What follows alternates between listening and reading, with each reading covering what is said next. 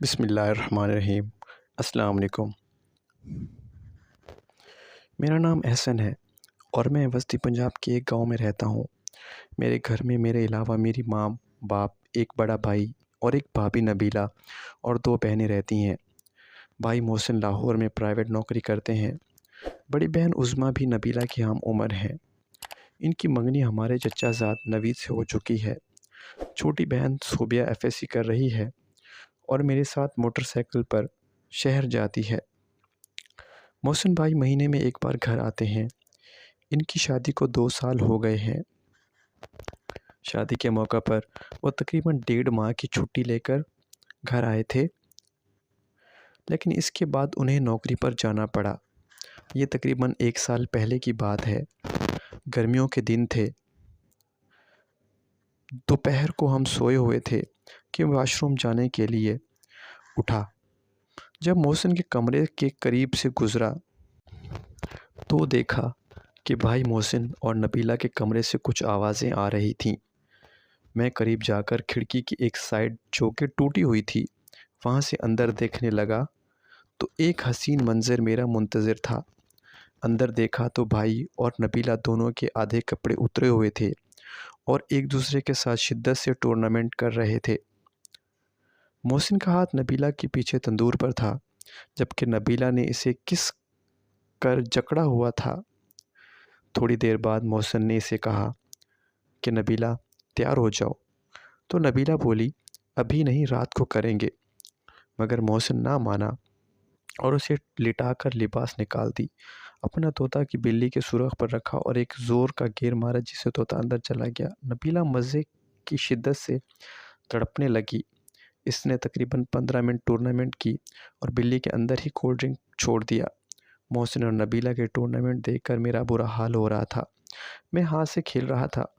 Tournament ختم ہونے کے بعد نبیلہ نے جلدی سے لباس لیا اور باہر کا رخ کیا۔ میں جلدی سے قریبی باتھ روم میں چلا گیا، لیکن نبیلہ نے مجھے اندر جاتے ہوئے دیکھ لیا۔ اس واقعے کے 2 دن بعد بھائی لاہور چلے گئے۔ میرا نبیلہ کو دیکھنے کا انداز ہی بدل گیا تھا۔ جب بھی وہ میرے سامنے آتی تھی میرے دماغ میں وہ سارا سین چلنے لگتا تھا۔ شاید بھابھی نے بھی مجھ میں اس تبدیلی کو محسوس کر لیا تھا، لیکن وہ بولی کچھ بھی نہیں۔ لیکن میرا دل کرتا تھا کہ میں نبیلہ کو پکڑ کر کھا جاؤں۔ اس واقعے سے تقریباً 1 ماہ بعد کی بات ہے۔ ایک دن میں، نبیلہ اور صوبیہ کچھ خریداری کے لیے شہر جانا تھا۔ زیادہ افراد اور خریداری کے سامان کی وجہ سے ہم نے پبلک ٹرانسپورٹ سے جانے کا فیصلہ کیا۔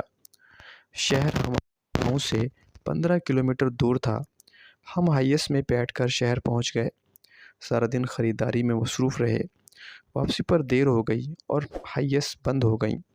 تھوڑی دیر بعد ایک بس آئی جو کہ کھچا کھچ بھری ہوئی تھی۔ ہم بھی موقع کی مناسبت سے اس میں سوار ہو گئے۔ سیٹ ملنا تو دور کی بات، کھڑے ہونے کی بھی جگہ نہیں مل رہی تھی۔ میں دوسرے لوگوں کو نبیلہ اور صوبیہ سے دور رکھنے کے لیے ان کے قریب ہو گیا۔ نبیلہ، صوبیہ اور میرے درمیان اس طرح کھڑی تھیں کہ بھابھی کا منہ صوبیہ کی طرف اور تندور میری طرف تھے۔ دھیرے دھیرے میرا طوطا نبیلہ کے پیچھے کی دراڑ میں جا لگا، جس سے مجھے لطف آنے لگا۔ یہ پہلا موقع تھا جب نبیلہ میرے اتنے قریب آئی تھی۔ نرم نرم اوزار نے اتنا مزہ دیا کہ میں آہستہ آہستہ ہلنے لگا۔ بس کی بریک اور لوگوں کے دھکوں کا میں خوب فائدہ اٹھا رہا تھا۔ نبیلہ کو میں یہی شو کر رہا تھا کہ یہ سب بے دھیانی میں ہو رہا ہے۔ میرا خود پر کنٹرول ختم ہو چکا تھا۔ میرے دھکوں کا رفتار اتنی تیز ہو گئی تھی کہ نبیلہ نے بھی محسوس کر لیا تھا اور اس نے پیچھے کو ایک طرف کرنے کی کوشش کی، مگر بھیڑ کی وجہ سے نہ کر سکی۔ اسی دوران ہمارا سٹاپ آ گیا اور ہم اتر گئے۔ اگلے دن میں کالج سے واپس آ کر کھانا کھا رہا تھا کہ نبیلہ میرے کمرے میں آئی۔ مجھے وہ کچھ سنجیدہ لگ رہی تھی۔ انہوں نے پوچھا احسن جی کیا حرکت تھی؟ میں نے کہا کیا بھابھی، کل تم بس میں میرے ساتھ کیا کر رہے تھے؟ میں نبیلہ کے لہجے کو دیکھ کر ڈر گیا اور کہا کچھ نہیں۔ تمہیں ذرا بھی شرم نہیں آئی؟ میں نے کچھ نہیں کیا، لوگ دھکے دے رہے تھے۔ دھکے میں اور جو تم کر رہے تھے اس میں فرق سمجھتی ہوں؟ سوری بھابھی، میں نے کچھ جان بوجھ کر نہیں کیا۔ تم نے بہت برا کیا، نبیلہ کہہ کر چلی گئی۔ اس دفعہ کے بعد میں نبیلہ کے پاس جانے سے کتراتا رہا، کیونکہ میں خود خوف زدہ تھا کہ کہیں وہ کسی کو بتا نہ دے۔ میں نہ صرف اس سے بولتا تھا بلکہ اس کے سامنے بھی نہیں جاتا تھا۔ ایک دن مجھے عظمیٰ نے بلایا اور کہا کہ کچھ مہمان آئے ہیں، تم جلدی سے مجھے سامان لا دو۔ میں سامان لے کر آیا تو پتہ چلا کہ چچی نے زہرا اور دوسرے لوگوں کو گھر پر بلایا ہوا ہے۔ اس وقت نبیلہ نے مجھے اپنے کمرے میں بلایا۔ اس وقت اس کے لبوں پر معنی خیز مسکان تھی۔ اس نے پوچھا کہ تمہیں پتہ ہے یہ لوگ کیوں آئے ہیں؟ میں نے کہا نہیں۔ تو اس نے مسکرا کر کہا یہ تمہاری منگنی کے لیے آئے ہیں۔ یہ سن کر میرا دل اچھلنے لگا۔ میں نے جذبات میں نبیلہ کو زوردار جھپٹ ڈالی۔ نبیلہ نے مسکراتے ہوئے مجھے خود سے دور کیا۔ میں بہت خوش تھا کہ اب عالیہ میری بیوی بنے گی۔ عالیہ میرے چچا کی چھوٹی بیٹی تھی۔ میں نے ہمیشہ عالیہ کے ہی خواب دیکھے تھے، لیکن اس دن جو ہوا وہ میرے خواب و خیال میں بھی نہ تھا۔ میں بہت خوش تھا، لیکن آج سے عالیہ میری۔ جب مجھے شام کو پتہ چلا کہ میری منگنی سمیرہ سے کر دی گئی ہے۔ سمیرہ بھی خوبصورت تھی، مگر مجھے عالیہ پسند تھی۔ میں نے اس دن کے بعد ہمارے گھر آنا بند کر دیا۔ میں نے عالیہ سے بات کرنے کی کوشش کی، مگر وہ مجھے ایک بہنوئی کی نظر سے دیکھتی تھی اور اس نے ہنسی مذاق شروع کر دیا تھا جیسے وہ میری سالی ہو۔ میں نے بھی حالات سے سمجھوتا کرنا شروع کر دیا۔ منگنی سے ایک مہینے کی بات ہے، نبیلہ نے امی سے مائکے جانے کے لیے کہا تو امی نے مجھے کہا کہ میں اسے چھوڑ آؤں۔ ہم موٹر سائیکل پر سوار ہوئے۔ جب ان کے گھر پہنچے تو مغرب کا وقت ہو گیا تھا۔ نبیلہ کے گھر والوں نے مجھے روک لیا۔ پتہ نہیں رات کا کون سا پہر تھا۔ میں واش روم جانے کے لیے صحن میں آیا۔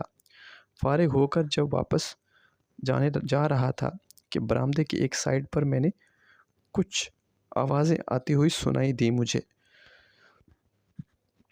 مجھے لگا کہ شاید کوئی چور ہے۔ میں دبے پاؤں چلتا ہوا وہاں پہنچا تو مجھے دبی دبی آوازیں سنائی دیں۔ اوٹ سے دیکھا تو نبیلہ اور اس کا کزن رفیق تھے۔ رفیق کا ایک بازو نبیلہ کی کمر میں اور دوسرا اس کے گال پر تھا۔ نبیلہ نے کہا دیکھو رفیق، یہ ٹھیک نہیں ہے، اب میری شادی ہو چکی ہے۔ رفیق: لیکن میں کیا کروں، تمہارے بغیر جی نہیں سکتا، آج تھوڑا سا پیار کرنے دو۔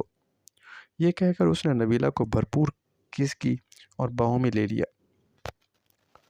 مجھے یہ دیکھ کر بہت غصہ آ رہا تھا۔